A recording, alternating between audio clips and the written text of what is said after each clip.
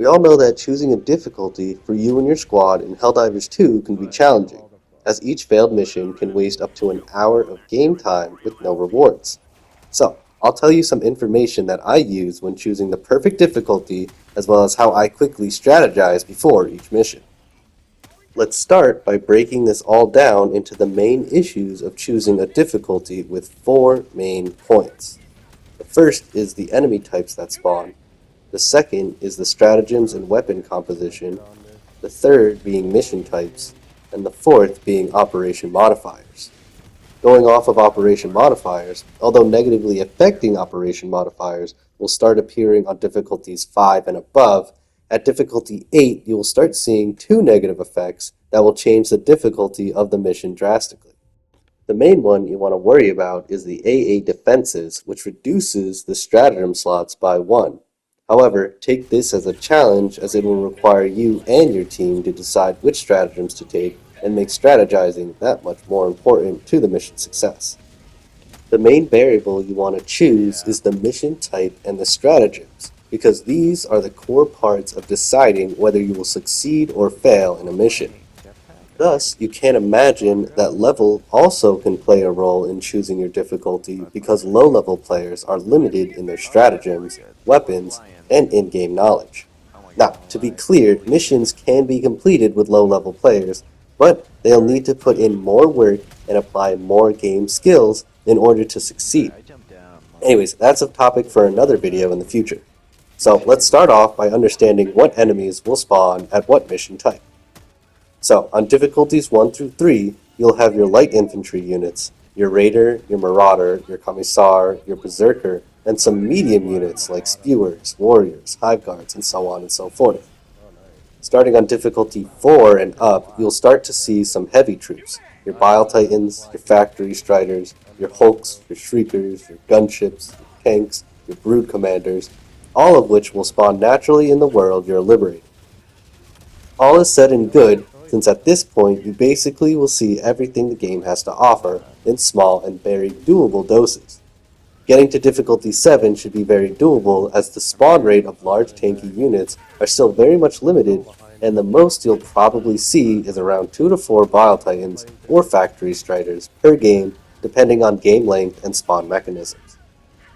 Thus, use this time to challenge yourself with different stratagems, weapons, strategies, understanding weak points, and objectives, and so on and so forth, so that at higher difficulties, all this comes naturally and you can be less shocked and disoriented. At difficulty 7 through 9, you will now face a lot more than just a few heavy units. And with a swarm of light infantry and flying mobs, you will truly feel the Helldiver's dilemma. But this is something all Helldivers are made for, and you will eventually succeed.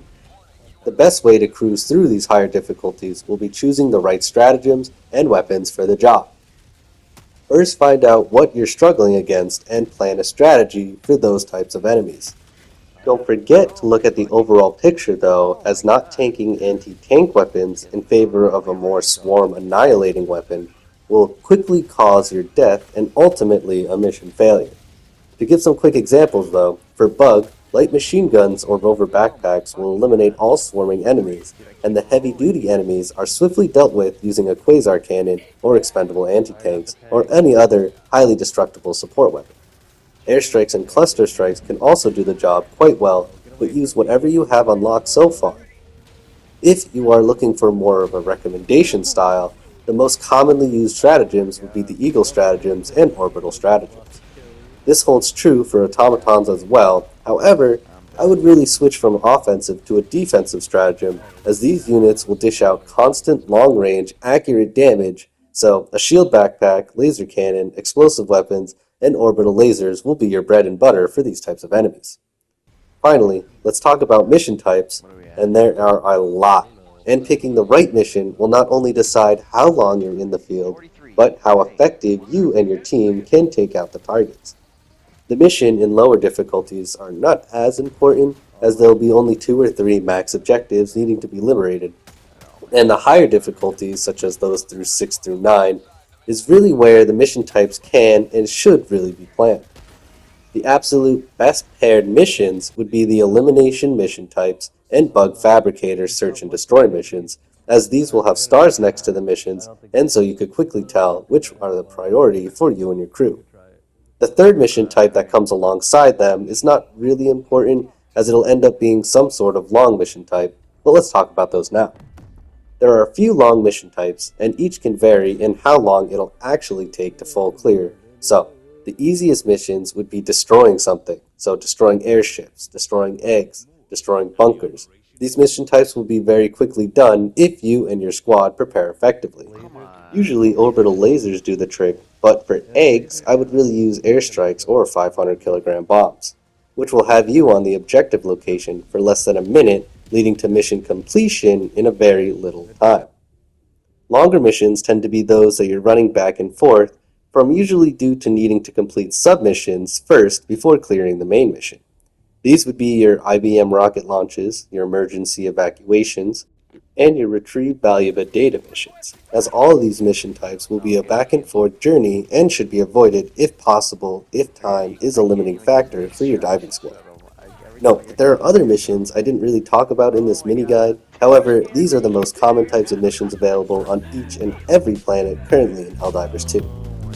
Ultimately, if you are a new or experienced Helldiver, it'll really be worth it to do a bit of strategizing to save time on dives and to make each and every dive a bit easier by being prepared for the enemy types, mission objectives, and using the best weapons for the job.